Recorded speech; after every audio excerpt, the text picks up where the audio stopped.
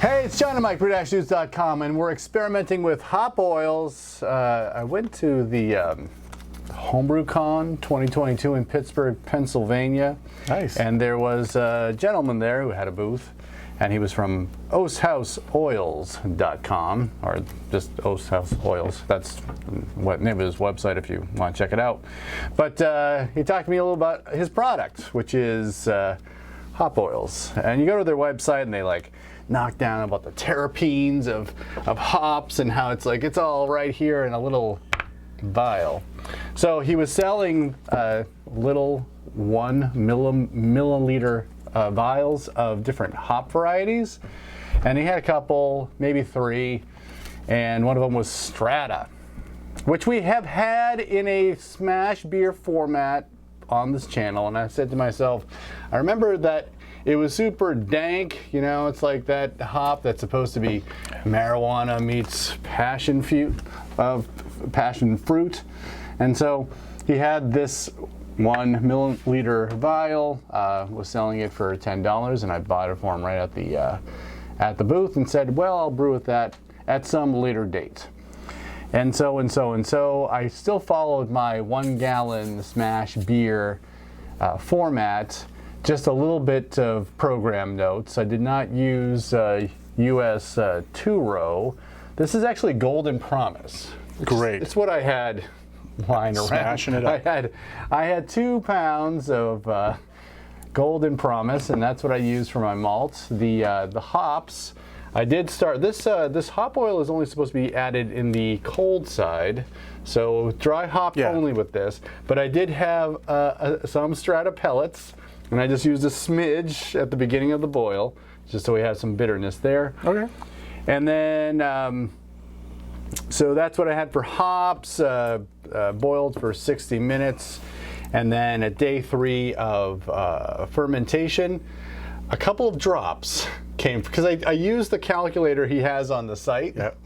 And it's like for a 1 gallon batch, we're talking like 0.1 milliliters. I'm like, I don't know how I'm gonna figure that out. So that's a drop or 2.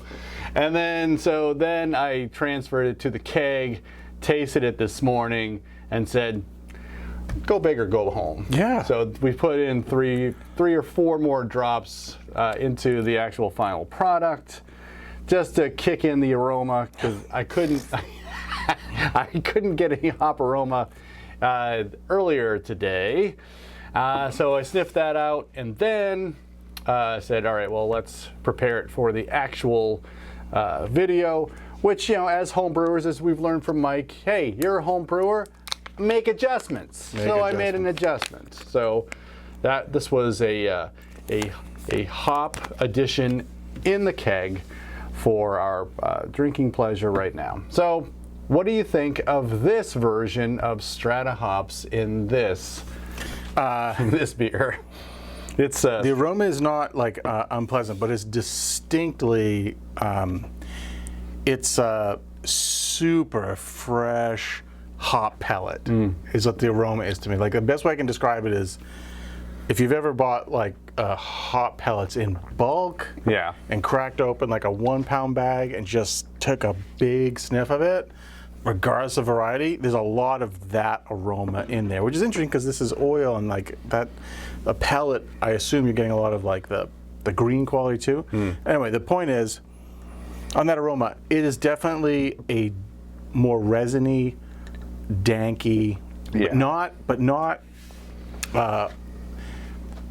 harsh though. It's like a really smooth, resinous hop oil thing, at least because I know that's what you did to it. Maybe my mind is, but it's just natural oil smelling, and it's pleasant. To put an isolated descriptor on it, I mean, I guess with this hop, I would really say I get there's a bit of a fruit note, but there's definitely that herbal, marijuana-like thing in Strata. But I definitely get that presence in it. Flavor-wise, it's actually really pleasant flavor-wise. I find all the character to be really smooth. I mean, and super clean. right? Yep. And the flavor, though, it is more just fruit. It's just like a Yep. very pleasant tropical fruity thing, Yep.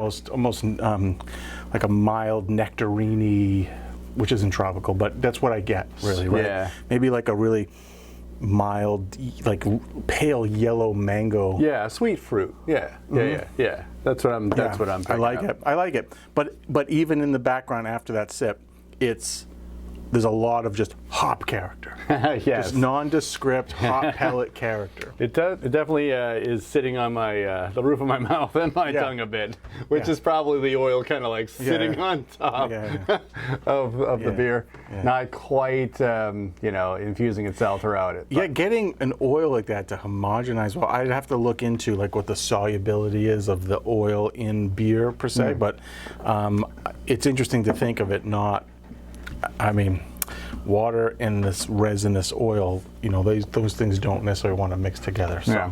But it's obviously in there and it's really prominent. The two flavors that I read about online that even on his site, he talks about craft brewers who are using his oils, and they are describing the flavors they're getting out of it, the aromas they're getting out of it. And I know this is one that I mentioned passion fruit at the top, but strawberry is another one of these hops that has strawberry as a descriptor, and I'm trying to pull that out, but I'm not necessarily getting it. I think for me the problem with like strawberry and these hop descriptors is that it's really hard to put aside the green aroma, right? I mean, of all those fleshy fruits, especially like a strawberry, like a really ripe one, there is no green character to it, and green just being sort of like vegetal, stemmy, leaf matter, whatever that you get from hop pellets, but you would get from, and anything else that has whatever, lime leaf, that type of thing. Yeah. So it's really hard in my mind to find strawberry in something that is coming from a product that's going to, no matter what you do, hops bring green character to it. And I'm just not going to pretend that, so that it's super mango or something without also saying when we've done any of these things that there's a hop character to it. Yeah. Just put your nose in a bag of hops and you've got that too. So Yep. I don't know if I get strawberry though. Okay. Neither do I. But I did have get a some fleshy nondescript. fruits. We're getting close there. A nondescript, sweet, fleshy fruit.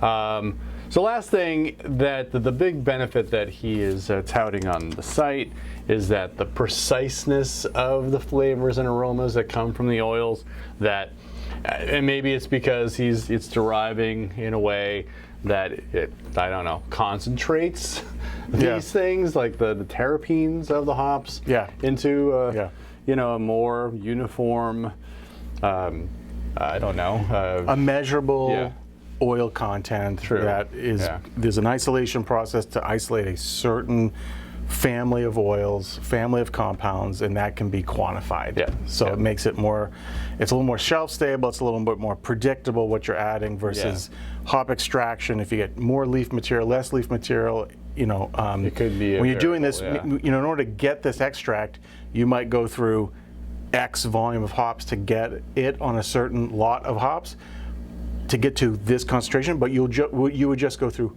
more hops or less hops to get to it on another lot of hops. But in the end, this product is the same. You just might have to get more raw material to get that concentration here. I think that's what they're trying to get at, right? So a more uniform format. Certainly should check it out. If certainly, he used to have a format that was allowed, or that was used in the actual boil phase. Doesn't seem like that's available anymore. He's definitely into these fusion. It's definitely, as he puts it, post boil, dry hopping. But I mean, I had fun playing with it. It certainly was a lot easier to do this than to shake out pellets into a fermenter, especially when my fermenter is a 1 gallon jug. So that was fun and that was easy. So I'd say check it out. It's certainly a product worth trying. I think it's a really cool way to blend a little more intensity with hop product, right? A little bit of boost, a little bit of cleanness, just to take you somewhere else.